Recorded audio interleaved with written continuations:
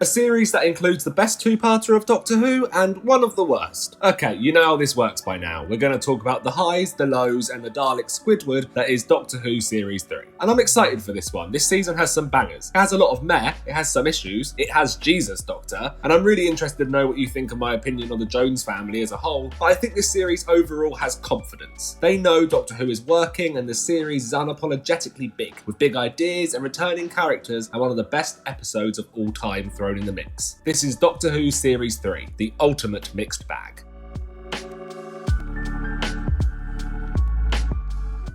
Is this as good as the Christmas Invasion? No. Is it a little over the place at times? Yes. Does it make me smile like a sugar-intoxicated child? 100%. I'll be the first to admit that I think my nostalgia for this episode clouds my judgment. I can understand people not enjoying this one. It's very loud, Donna is at her most vocal, and the plot is very silly at points. So if this isn't for you, fair play. It's not for my mum either. You'd get along well. I, however, can't help but love it. I think it's a silly romp perfect for Christmas viewing, and I think it's paced brilliantly, balancing its action set pieces with smaller, intimate moments, giving the audience some wonderful character beats while also never letting them feel bored. It's just a proper family pleaser. I think there's something for everyone, or at least it's trying to offer it. Its action is big. I love the TARDIS taxi chase. I think it's fun and looks amazing. The performances are all very strong. Tennant is brilliant in this, finding that lovely balance between grief-ridden traveller and fun Christmassy alien. The Rachnos looks amazing. You can tell it cost a fortune, but it's money well spent because it just pops off the screen. And Sarah Parish's performance is pitched perfectly. Creepy camp for Christmas Day.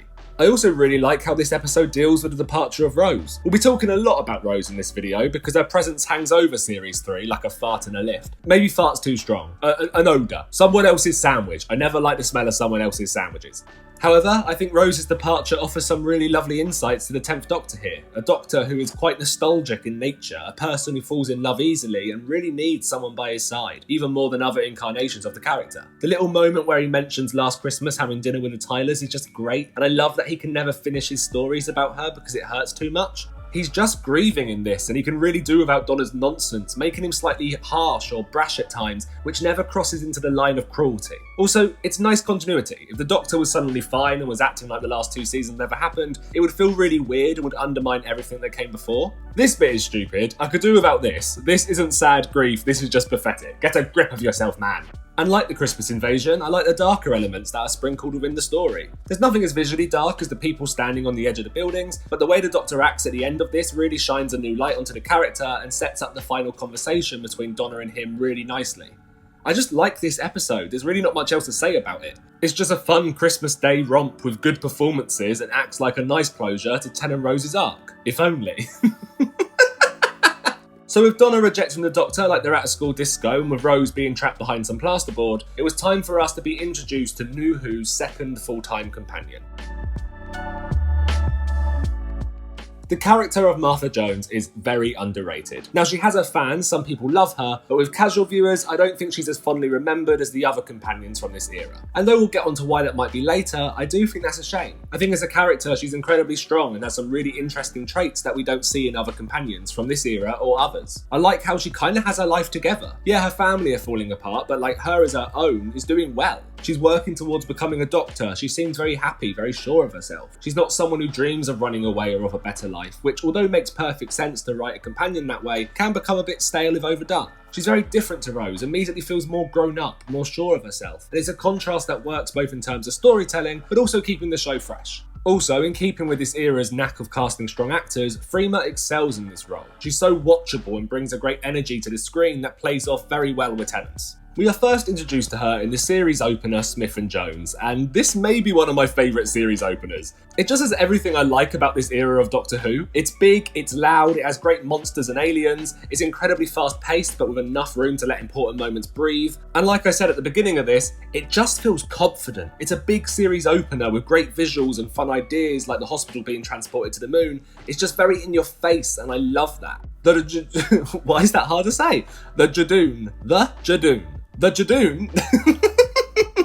the Jadoon, are fantastic aliens. I'm really surprised they haven't been used more than they have. I just think there's a lot of story potential in brutish intergalactic police. I adore the evil thirsty lady and her leather-clad men. That's a Eurovision band right there. It just feels very sure of itself. This is a show that's doing well. It knows it's successful and it's just having as much fun as it can while keeping with the tone that viewers have come to expect. Also, it does a really good job at introducing Martha. She's smart, quick thinking, and she impresses the Doctor immediately, and how they're thrown together in this adventure just feels natural.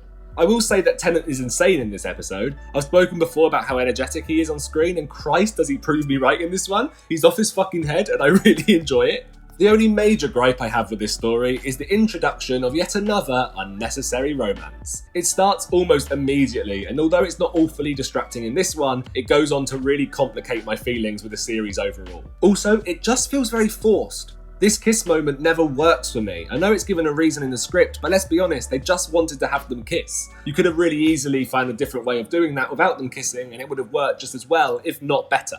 But mainly, I really like how the Doctor and Martha is written in this episode. I like that after Rose's exit and Donna turning him down, he's unsure if he's ready to travel full-time with someone else. It's a nice dynamic, and it's a shame that a lot of it gets shafted in the very next episode.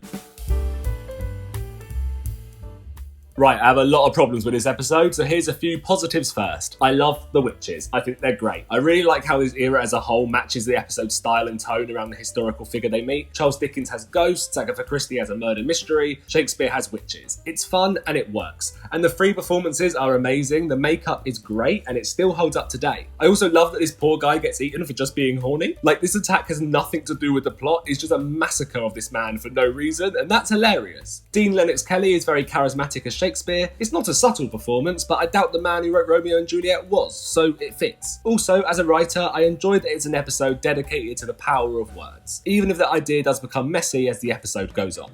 But that's kind of it. The rest is bad. The rest is really pretty bad. The Doctor is just an arsehole in this one, like an awful person. And unlike the Runaway Bride, where he's a little brash or insensitive due to his own grief, here it just feels mean. There's a cruelty to it that's very out of place and doesn't really work when we're trying to get audiences on board with a new companion.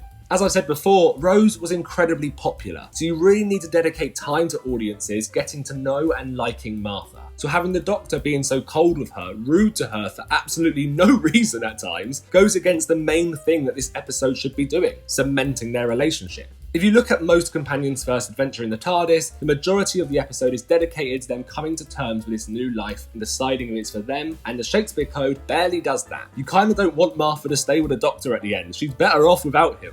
Personally, I think that a showrunner should write the companion's first TARDIS trip. It's just such an important aspect of the show and the character development, and it feels weird giving it to someone else. There's a few times when it has worked, such as Donna and Clara, but they had already been established already. The scene I can't stand, and kind of has everything I don't like about the episode, is this one. The whole thing, from the very beginning, annoys me. Firstly, the whole bed bit winds me up. Just share the damn bed. You've just seen a man drown by magic. I think the last thing on your mind right now is the awkwardness. And, okay, no, the awkwardness would be fine. It's just, you've just met, that's fine. It's the fact it's played with the sexual tension from Martha that just feels weird. It's that forcing the romantic storyline that just sticks out so much. It's not needed here at all, but the show feels like it has to do it. And then, of course, you have the Doctor, who just straight up tells Martha he wishes she wasn't here and was with Rose instead. Which, one, just a horrible bit of characterisation. That doesn't add anything to him apart from making him incredibly unlikable out of nowhere. Two, again, that's not going to help an audience feel any attachment to Martha if the show is reminding us of Rose every 5 seconds. And three, makes no bloody sense. What do you mean Rose would know what to do? I'm sorry, I don't think she would. She was smart, she was clever, fine, but she didn't go to fucking Hogwarts. She doesn't know anything about witches. Like, this one scene alone has everything wrong with the episode. The comedy doesn't land, the character beats feel out of place and forced, and a completely misguided way of crafting our protagonist relationships. I'm not saying that they have to be buddy-buddy, a bit of tension is perfect. If anything, it's needed in dramatic writing. But not like this. And unfortunately, this vibe pops up throughout the series, and it's one of the things that muddies this season so much for me. There's some fantastic things to come, some amazing stories, but these moments of unnecessary romance barely ever feel earned. Barely. We'll get to the one that works later. But first, why have I called this the ultimate mixed bag? A lot of the time, not just in Doctor Who, but in most TV shows in general, definitely if they're following a Monster of the Week or anthology format, it usually goes one or two ways. It's either pretty strong, with the occasional weak story thrown in, or it's kind of weak, with the occasional masterpiece that makes you wonder why the rest hadn't felt like this. It happens all the time, and it's kind of natural. Not everything is going to be the best thing ever, but it's also rare that everything is going to be crap. Definitely if the format allows you to experiment and change it up each week. However, in my opinion, Series 3 doesn't fit into this. At times, it's incredibly strong, with stories that have lived on in the minds of fans and casual viewers ever since they were first broadcast. But then, surrounding these are some really weak, really off episodes that feel like they're from a completely different series, perhaps a completely different creative team. I like the opener, but that's followed by the Shakespeare Code. However, that's then followed by Gridlock, an amazing episode full of incredibly witty dialogue and emotional moments that stick the landing every time. Gridlock is experimental. It's got some really big and weird ideas, from the mood patches to the motorway, and it all creates a very interesting setting for a story that explores some pretty heavy themes. Also, I like the way the Doctor and Martha are written in this episode. Their dynamic is great. I like that the Doctor takes her to New Earth. If I'm being picky, it could have been slightly subtler, that he's trying to relive the good old times, but the concept of that is good. The ending is stunning, with Martha finally getting Doctor to open up as they sit alone in this empty, rundown street. The writing is so well crafted, the acting pitch perfect, the music is beautiful. And the Doctor talking about his home planet in this way isn't just the perfect ending to this episode, but an amazing scene that's been building up over the last 3 seasons. I just think this is a very underrated episode overall, and one of the best scripts Russell T Davies ever wrote for the show. This is followed by the Dalek two-parter, the weakest Dalek story in the entire era. Tonally, it is so different from all the other appearances of these iconic villains that it just doesn't fit into the Dalek story that they're trying to tell throughout this tenure. There's some nice bits, there's some lovely little moments, and I give it credit for trying something different, but overall the whole thing just falls flat. I think the first part is better than the second. Not by much, but it does feel stronger. It feels less bogged down than the second part does. Part 2 always feels so all over the place, and if it's rushing to the finish line. There's also a much better Doctor Who story to be told about the Great Depression. It's been long enough now. We can have another crack at it. The Lazarus Experiment is fine. I don't hate it as much as some people do, but it's not very memorable. I think the concept and the ideas are much stronger than the execution. It also always feels like it has 2 endings. I don't know if that's just me, but it has 2 endings that are exactly the same. He turns into the big creature, he has a big fall, he dies. Wait, he's not dead, turns into the big creature again, has a bigger fall, actually dies. I like that Martha sticks up for herself at the end of this, but again, the Doctor's treatment of her just doesn't ring true. Like, he's not an idiot, he's not cruel, so he could be a lot softer and subtler and still get the story across. This episode does have this woman though. Don't be ridiculous. The biggest danger here is choking on an olive. This actress had one line and a dream, and she delivered it. What a performance. Olivia Colman, eat your heart out. And now, let's talk about 42.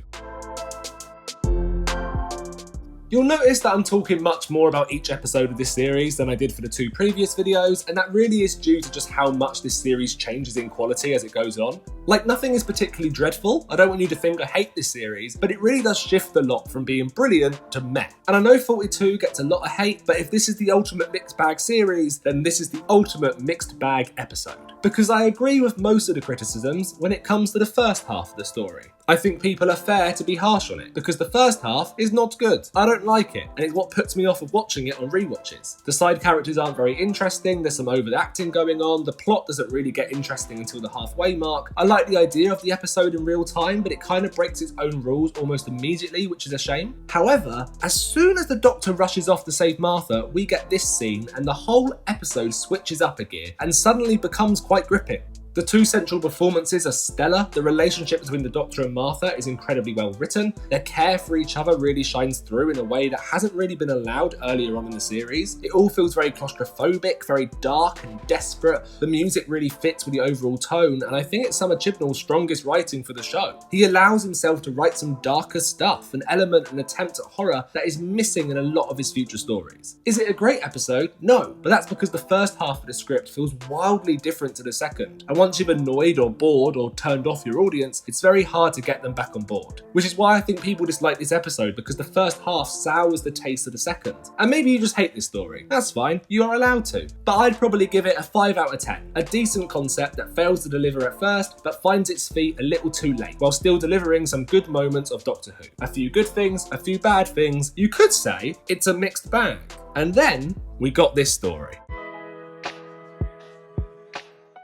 I want to apologise in advance for the passion you are about to hear as I talk about this two-parter, because my god is it good. This is, without a doubt, my favourite story in Doctor Who. I adore it, not just as a Doctor Who episode, but just as a piece of television drama as a whole. It's so beautifully written, wonderfully crafted and produced, with performances that just sing. The episode begins with the Doctor and Martha pouring into the TARDIS, on the run from something we are yet to learn about. From the off, we are just thrown into the story, and the tension and the intrigue builds at a rapid pace. However, just before we get any information, we slam into a different scene, a much calmer, relaxing tone. The Doctor has just woken up, but we know something's wrong. Something's different. Martha enters as the housemaid, and we learn that this isn't the Doctor, but instead John Smith, a teacher who dreams of being the Time Lord we know and love. He is completely and utterly human. Roll title card. That is just a great opening. In writing, you're always taught to hook your reader or viewer in the first few minutes, and this episode just excels at that. This is such a strange and new direction for the show to take, and such a weird opening unlike any other we've seen. It leaves us with a ton of questions and makes you want to continue watching for the answers. It also feels incredibly grown up, much more sophisticated in its approach and storytelling, and yet never alienates young viewers. It's different, sure, but it's still easy to follow and get invested in. What follows this opening is a fantastic story detailing the human Doctor's romance with a matron called Joan, Martha's desperation to do the right thing without the guidance of the Doctor while still trying to cope with her heartache, and the family of Blood, a great group of villains as they try and track down the Time Lord in the pursuit for immortality. There is so much going on here, and yet it never feels cluttered, giving each storyline and character room to grow naturally. None of the characters, even the small side ones, feel pointless, with each helping to build the world that surrounds this very delicately plotted story. And this two-parter explores a lot of interesting themes, including life, death, love, family, war, and humanity. And a lesser script would struggle to balance all these different strands, yet Paul Cornell and Russell T Davies, he did a lot of work on the script too, make it look effortless. The little moments of comedy feel real, the emotion never feels forced, it's genuinely moving without manipulating its audience, and the romantic storylines, the thing that sometimes gets in the way of this era, has never felt more compelling or needed. I know I've banged on about Martha pining over the Doctor being a fault of this series, but I think in this episode they actually do something with it. It's not just a trope of the show or a cheap moment of tension, but instead it's built entirely into the journey that Martha goes on over the course of these two episodes. If anything, it shows how heavy-handed it was in the earliest episodes, and I think had it been toned down, it wouldn't have harmed this story at all. Instead of her being head over heels in love at the beginning, it could have quietly built up over time. Perhaps as she's travelling with this charismatic stranger, she begins to feel something more than friendship like she originally thought. Perhaps there's a look that lasts a little too long, or a line of dialogue that implies more than she meant. And then, in this masterpiece, we can establish just how her feelings have grown. Because in both parts, Martha? Who the fuck is Martha? In both parts, Martha and the Doctor/John Smith's relationship is brilliantly handled. She gets annoyed with him, feels incredibly abandoned and let down by him, but still cares and is still willing to go to great lengths to protect him. Also, John Smith's romance with Joan isn't unnecessary like a lot of the others, but instead makes perfect sense. Ten is the romantic Doctor. He is the Casanova Doctor. So of course, once made human, he does the most human thing, fall in love easily. His and Joan's dynamic is immediately realised and is pitched perfectly. Never feeling underdeveloped, but also never drifting into corny or rom-com territory. And this is helped by their chemistry. David Tennant and Jessica Hines have worked with each other quite a few times, and it always feels so real. They really are the perfect pairing on screen.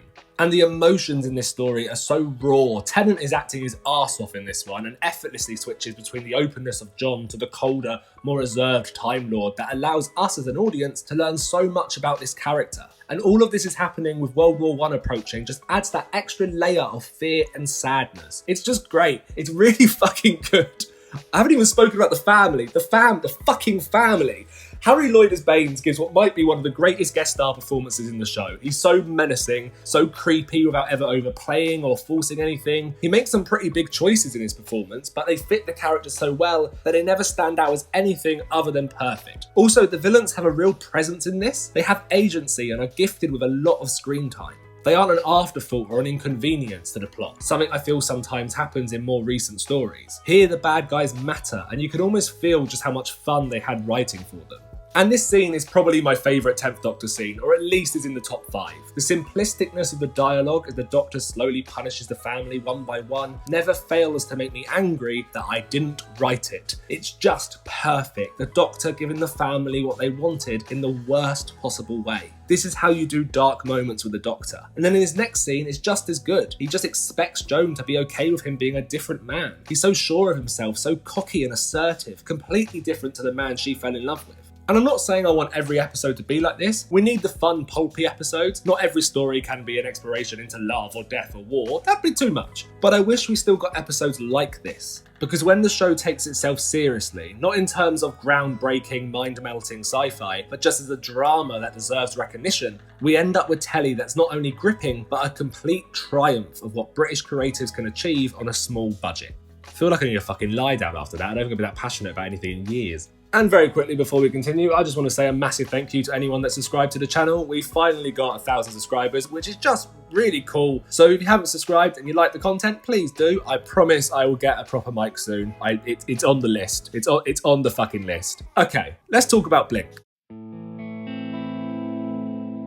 I won't lie, I can't be asked to talk about or review Blink because you know it's good. You may think it's overrated, that's okay. People do bang on about this episode a lot, but for good reason. It's very good. It's not my favourite episode of all time. I think I made it pretty obvious which one is, but I do think it's an amazing example of how to tell a concise, unique story in 45 minutes. Instead, what I want to talk about is the technical aspects of the script and how this episode is crafted so perfectly on the page and how that translates so well to the screen. Actually, no, let's quickly talk about the 45-minute thing. I've seen a lot of people argue that one of the problems with Doctor Who at the moment is the runtime of the episodes, and I just completely disagree. Yes, you can make the episodes an hour, but that wouldn't magically fix the issues. The pacing of a story doesn't just change because you've given a writer or director longer on screen. If anything, a lot of the time, it will just create a longer episode that is still badly paced. Or they'll see the extra runtime and try to cram even more things into it, creating an even messier or rushed version of the thing they first envisioned.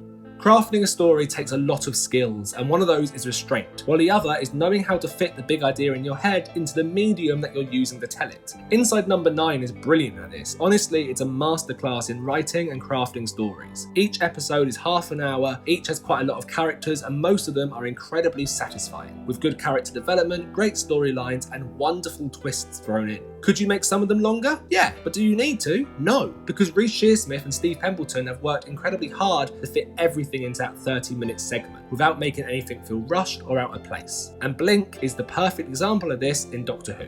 This story is just jam-packed with good characters, great monsters and sci-fi ideas, while never feeling rushed or like anything is missing.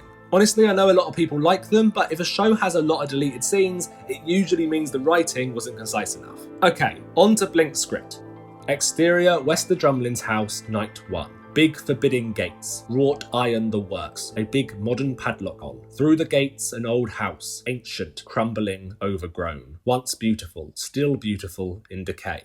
These are the first few lines of the script, and already you can tell why this works if you've seen the episode. This description fits the entire tone of the whole story. Tone and vibe is realised from the very first page, the first little paragraph. This description has character, it has a voice. It's something I'm always saying when I teach writing. Make sure your script has a voice, and this gets it immediately. Now, Sally is meant to call the house sexy in this scene. I'm glad they cut it out. Control yourself, Moffat. But this description is the perfect opener. No fussing about. It's just straight to the point. This is a haunted house episode. This one is gonna be creepy. The other genius thing that the script does is that it makes its exposition a mystery. Now, exposition is needed in any script ever written, and when people say to cut it out, I always think they're teaching the wrong thing. Yes, sometimes it can be unnecessary, but some is usually always necessary. It's how you hide it that matters. The DVD extras that Larry obsesses over is pretty much the Doctor just telling us, the audience, all the exposition we need to know. It basically is just him explaining the concept of Blink at its most basic. Now, a lesser script would have this information just play straight through at the point we need it. However, Moffat, the horny Scot that he is, teases us with it throughout the entire script, showing the exposition's ankles without giving the entire thing away. This means when we finally get to the full video, it's no longer an exposition dump, but instead an answer to one of the episode's mysteries. It's also a really clever way of doing sci-fi that never alienates your main audience. I know sometimes it's nice to have really specific, detailed sci-fi stories, but Doctor Who's audience, definitely during this era, was very family-focused. Anything too insane and you'll confuse, bore, or annoy those at home. But this melds the best of both worlds, telling a story that entirely relies on time travel while never confusing your audience or relying on them being sci-fi heavy fans. It doesn't think it's cleverer than it is, it never comes across as smart ass, it's just good storytelling. And this isn't the only time Moffat uses this technique. Instead of just telling us how the angels work, he shows us. But instead of just showing us, he drip feeds it through a smaller mystery, with a strange man at the door delivering a letter. Nothing in this episode is here only for the purpose of the story. Instead, it is the story. Everything, every scene, every moment is used to build the mystery, the tone, the plot, or the characters. Could this episode be longer? Maybe, but it doesn't need to be. It's such a well-crafted script designed to entertain, terrify, and enthrall you for 45 minutes. Okay, that's enough positives for a while. Few more negatives.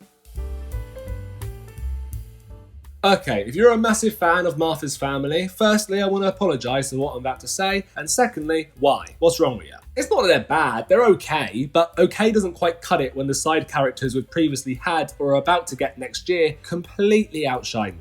I feel like none of them ever get the chance to shine, ever get the opportunity to be more than Martha's supporting characters. And what makes this even worse is they're all really good actors. Let them have their moment, let them fucking go for it. Their introduction in episode 1 is promising. It has a lot of potential. They're a fractured family with lots of issues under the surface that bubble up a lot of the time. There's hurt feelings there, there's betrayal, and there's the children of the family frantically trying to hold everything together. It's a very real dynamic. Okay, it's heightened in the episode, it is a bit full on, but also I've seen this family at pubs I've worked at. They exist and they're interesting and they are brimming with stories to be told. I also really like the subplot of the Jones family being used by Saxon. We'll talk more about that Saxon plot in a bit, but this idea with Martha's loved ones is great. It's such a shame that there's not more to it. And I think that's my main issue with the family as a whole. The ideas are good, what we get works for the most part, but there's just not enough of it. I feel like we get a snippet of a story that could be so much better. I also think it's one of the reasons Martha isn't remembered as fondly as the other companions of the era. With Rose, we got her mum and boyfriend, and later on her dad, all characters that were so important to her arc. We as an audience grew attached to them, felt for them, and were sad when they left alongside Rose. And later with Donna, we get Wilf. I will be talking a lot about Wilf in the next video, my god I love him. And he feels so real, so full of heart. Martha's family just exists in the show.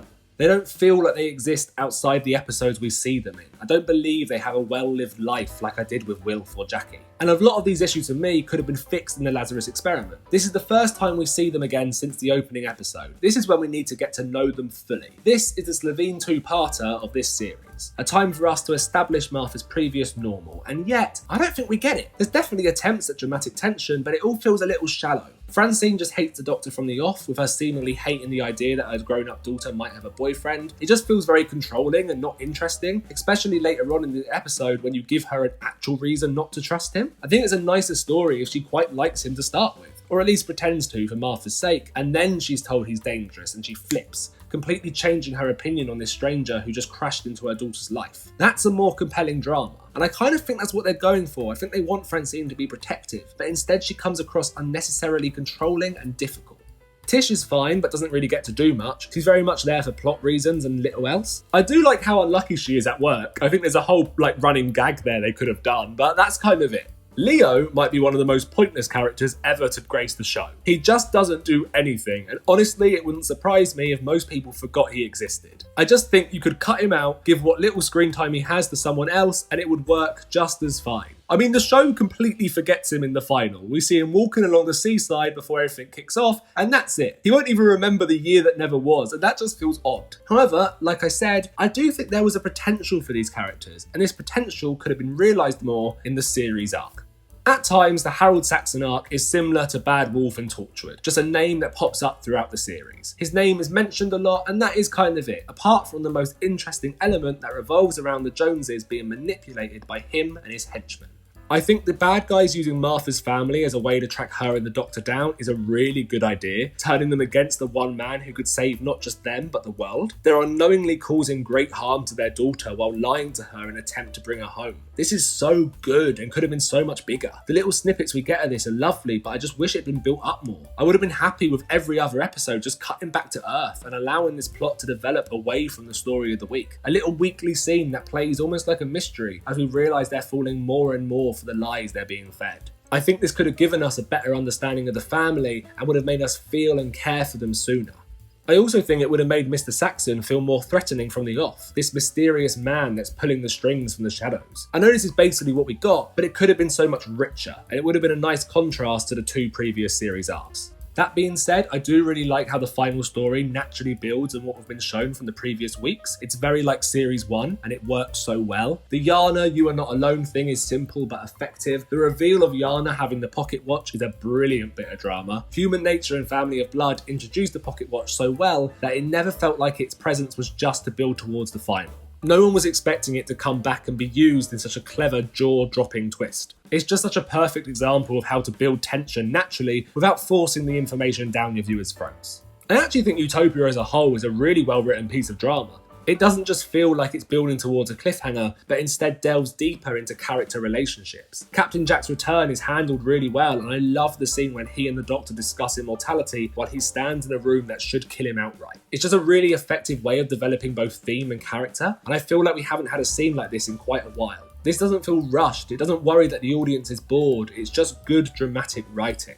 I'm not going to discuss the overall reveal of the Master because I've talked about it before on the channel, so if you want to go and watch that, either watch my Interstellar Song Contest review or Reality War, because the difference between the reveals in the latest series compared to this is just insane. It's like 2 completely different shows. But okay, let's discuss the final.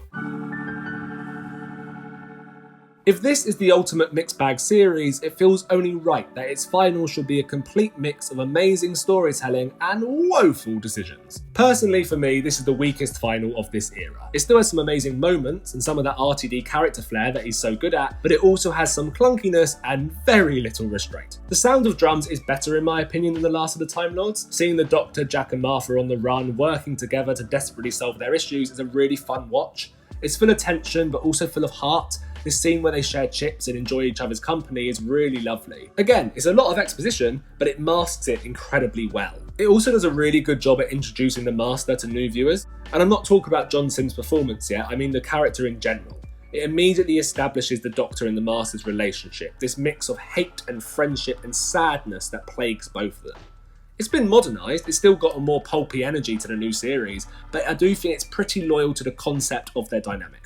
John Simm's performance is a lot. He's on one in this, I won't lie. My opinion of it changes depending on my mood. Sometimes I quite like his zaniness, sometimes it pisses me off. I do love all the subtler moments. The little scenes of quieter, more intense dialogue between the 2 Time Lords are some of the best scenes of the episode. Also, the Master's plot is very in keeping with the character's past too. This is a man that has always dreamed of being Prime Minister. He's only just now getting round to doing it. Another thing it does really well is establish lore for the show without ever bogging the episode down in any unnecessary, boring details. It explains their past, it expands on Gallifrey's history, but I never feel like the episode stops to do this. It's also not massively important to the actual story being told. We don't need a whole history lesson to get it, and I think that's good. It finds the perfect balance. They get Martha spot on in these episodes too. A few little bits annoy me in Utopia. I don't feel like we need the whole Rose jealousy in this scene. Like, Captain Jack thought Rose was dead, that's someone he cared about, let him be happy. But in the final 2 parts, Martha is so compelling. They really let her take the lead, both as an action hero, but also giving her a lot of the emotional payoffs. This is a woman that believes in herself, knows she's worthy, and knows that she can save the world. And during this, we get to witness how scared she is, how much her feelings for the Doctor drive her forward, but also hurt her.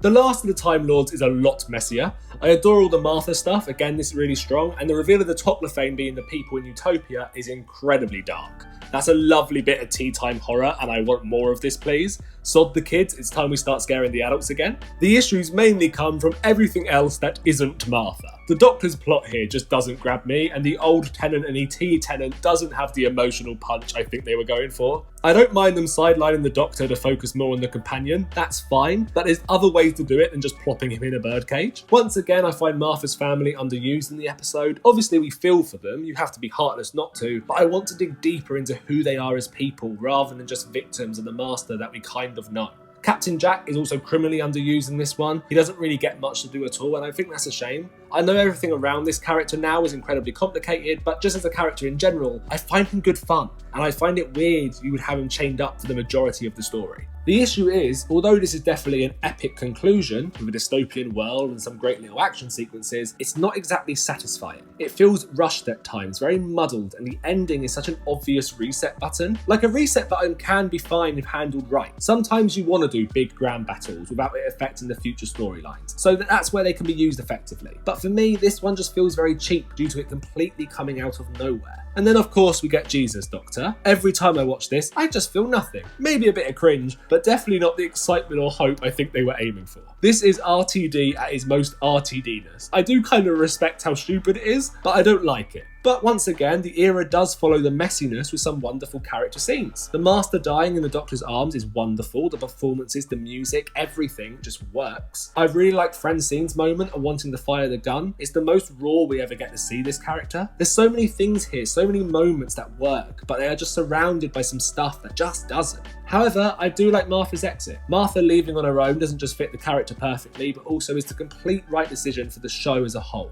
After Rose leaving the show in such a dramatic way, it feels right that the next companion's exit would be more subtle, more character-driven than plot-driven. And again, it's here where her feelings for the Doctor does work, and their dynamic and banter as friends really shine. I think we see a lot of potential of their relationship in this scene, which is slightly odd as it's the last one as a full-time companion. But Martha's character arc is handled really nicely. She does go on a journey, and her deciding to stay back and look after her family, while I'm also guessing catch Leo up on a hell of a lot. It works with the person you've been watching over the course of the series. I just think it's so funny. And Leo just has no idea what's happened. Why is he there? Okay. I had a break. Let's get to the end of the video. This has taken so fucking long. Although I've spoken before about the show recently relying too much on nostalgia, I do think if anyone is to return, Martha does make the most sense. I think there's still room to grow her character, to explore more of her wants and needs. I'm not saying the show should do it, I think it really needs to move forward, but if it's going to, Martha seems like the right choice to me. At least there is some story there still to be told. Series 3 of Doctor Who is an odd one, including some of my favourite episodes of all time and a monster that will go on to remain in the public consciousness. And when you look at it like that, this video essay really should have been a bit more positive than it was. And I'm not saying I don't like it. There's no point in me making a video just gushing over all the good stuff. It's a mixed bag full of great episodes, episodes with potential, and episodes that should have known a bit better. It has the unfortunate thing of following straight on from Rose's departure, one of the most successful companions in the show's history, all while the creative team still seem uncertain of letting her go too. Next time we're looking at Series 4, one of the most popular seasons in the show's history. I'll do the Tennant specials as part of it too, so it'll be a long one. It's going to be a big one. In the meantime, try not to choke on an olive.